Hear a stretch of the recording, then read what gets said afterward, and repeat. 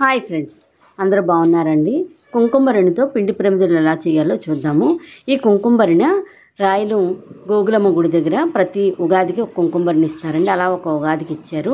మనం పిండి కలిపి పెట్టేసుకుని ఈ విధంగా రౌండ్స్ బాల్స్ చేసేసుకుని తర్వాత పిండిలో దొల్లించి తర్వాత ఈ కుంకుమరిని ఉంది కదండి, ఆ కుంకుమరిలో వేసి అలా రౌండ్గా ఉన్న దాంతో మనం ఇలా ప్రెస్ చేసుకుంటే కనుక పిండి దీపం అనేది వచ్చేస్తుందండి.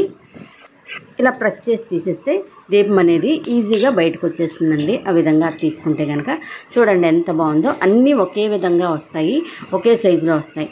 నేనైతే ఈ విధంగా చేసిన తర్వాత సెకండ్ది మళ్ళీ చేసినప్పుడు ఏం చేశానంటే ఓసతో కాకుండా వేలుతో మధ్యలో ఇలాగా టర్న్ చేసేసానండి.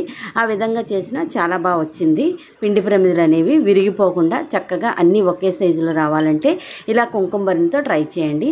బోనస్గా మనకి ఏంటంటే ఈ కుంకుమరిని యూజ్ చేయడం వల్ల డిజైన్ కూడా వస్తుందండి. దాని మీద పిండి ప్రమిద ఎంతో అందంగా డిజైనబుల్గా ఉంటుంది. ఇదిగోండి మొత్తం అన్ని 27 పిండి ప్రమిదలు చేసేసాను అనమాట. ఈ విధంగా చేతితోటే నాకు ఈజీ అనిపించింది. ఇప్పుడు వీటికి చక్కగా నామాలు పెట్టుకోవాలండి. నేను సింగిల్ హ్యాండ్తో చేయటం వల్ల ఒక హ్యాండ్ అక్కడ వీడియో తీస్తూ ఇలా పెట్టాను. కాకపోతే చేతితో పట్టుకొని ఇలాగా బొట్టు పెట్టుకుంటే కనుక చాలా బాగా వస్తుందండి. సింగిల్ హ్యాండ్తో పెట్టడం అనేది కొంచెం కష్టంగానే ఉంది. రెండు చేతులతో అంటే ఒక చేత్తో పట్టుకుని ఒక చేత్తో మనం బొట్టు పెట్టేస్తే ఈజీగా అయిపోతుందండి. ఇలా నేను బొట్టు పెట్టింది ఈ విధంగా వచ్చిందండి. ఇది నేను సింగిల్ హ్యాండ్తో కాకుండా పట్టుకుని పెట్టిన బొట్టు అనమాట. అంత బాగా వచ్చింది. చూడండి ఈ 27 పిండి ప్రమిదల్ని ఒక ప్లేట్లో సర్దుదామని స్టార్ట్ చేశాను.